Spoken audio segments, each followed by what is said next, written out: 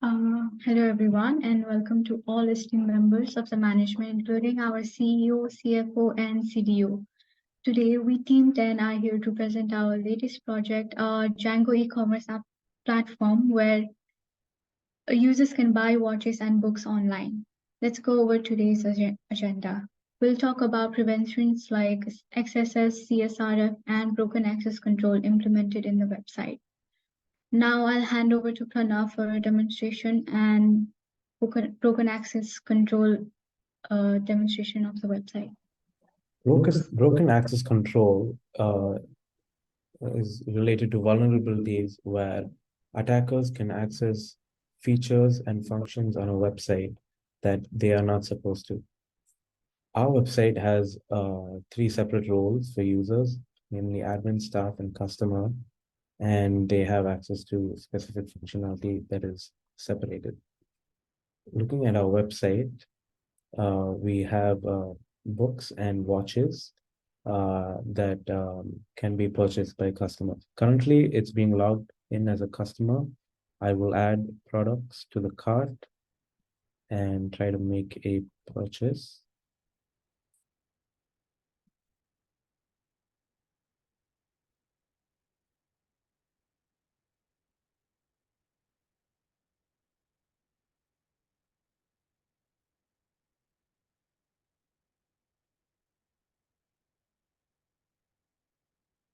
Now, as a customer, I will not be able to access the admin dashboard. I will log in on the admin dashboard. In the code, we can see that the user model has three different roles, and during each GET request or POST request, the role of the user is determined in order to prevent broken access control vulnerabilities. And as you can see, the main part of this is the request session.get. So if I am able to inspect the application right now, that is a session ID, which I can view in the database.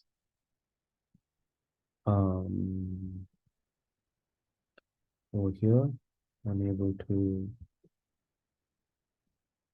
convert the base 64 and see that the customer 7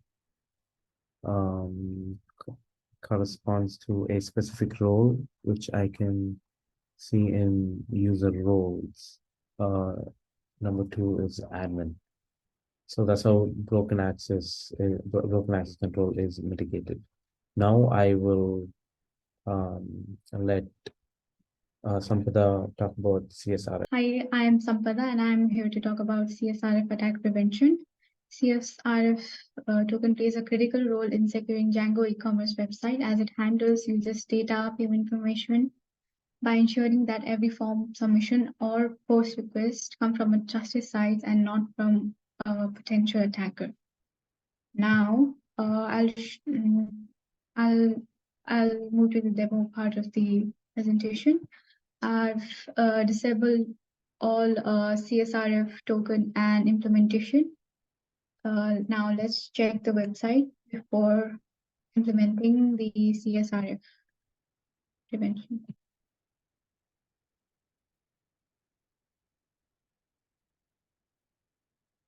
Here, let's log out. So,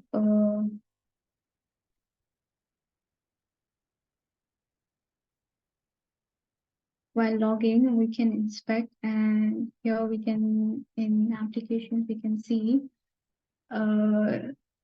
this session is assigned a CSRF token. Now, if we change it to a different one, the user can still use it and log in, which is a security threat for the application. Now, let's implement the CSRF.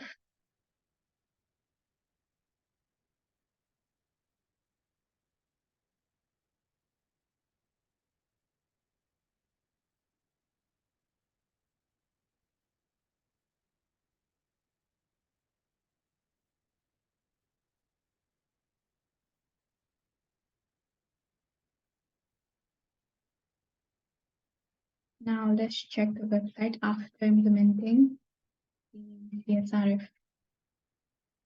Okay.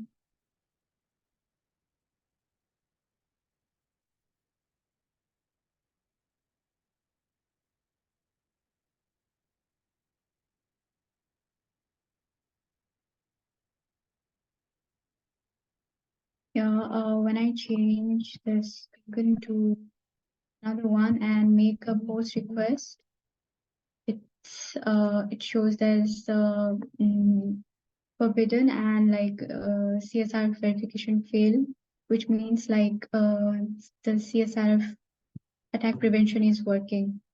Now I'd like to hand it over to Vivek for to talk about stored XSS. So my part is the store accesses, which is very critical in any web-based system.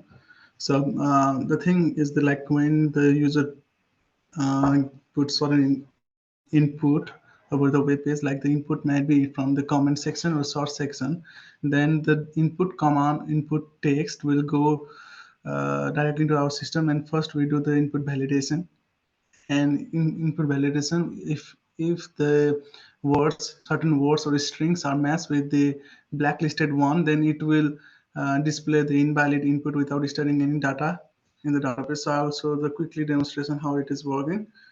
So this is the thing. This is the view page of the product. So here I have used the RA library to search the string and to match the string that is listed in the blacklist one. So I have blacklist the script all and JavaScript string.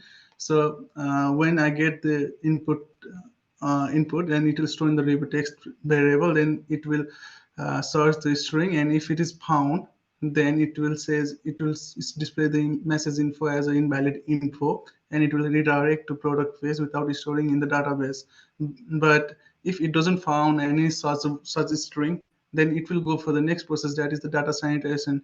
Data sanitation, where we just we just escape the certain attributes, HTML attributes. So here we use the Blitz library to do the data sanitation, which is just which can use for HTML sanitizer. So after this, we go for this. We After the sanitation, we just insert into the database. Let's try with this demo. So this is when I just try to run this one.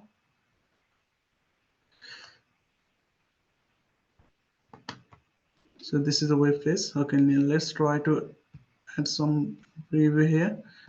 Okay, I'll try to add this malicious command, JavaScript command.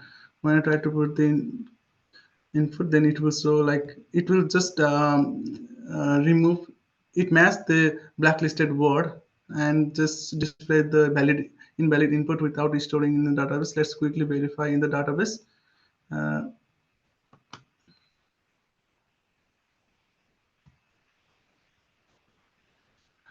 okay.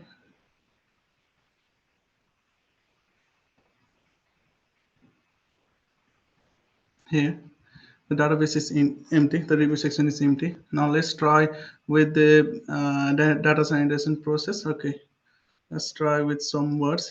Hello, with some HTML attributes, which can be malicious. So now when I put that one, it doesn't show any invalid input, but what it does is like it just sanitize this command. It will display the as it is, but in the database, while storing in the database, uh, it will sanitize the data and store as a clean one.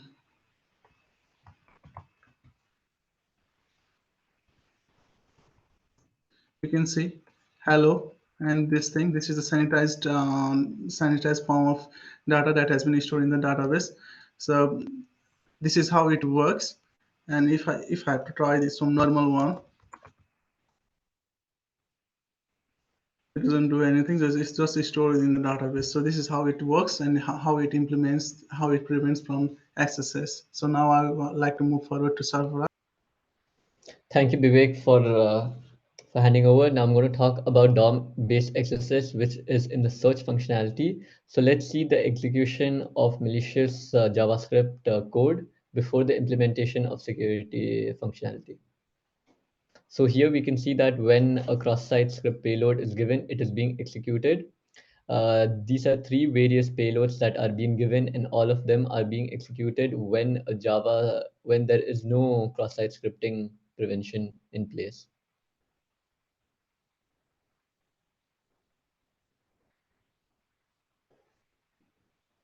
So next we are going to see, after the implementation, how these three payloads like respond. So the first one, it has a particular input string, which this is basically flagged, which I'll be explaining in the later slides. So as you can see that all of these three payloads do not have an execution in the web browser. So moving on to why this particular DOM-based XSS occurs is on the following reasons. The first is that the hash variable, the hash term, stores any string that comes after the hash string. Then the filter products is like function is being run, and then in the filter products, the results element is basically being written by the term. So this is why this particular code is vulnerable to DOM-based XSS. Here I have implemented three preventions against DOM-based XSS, which is input validation, output encoding, and content security policy.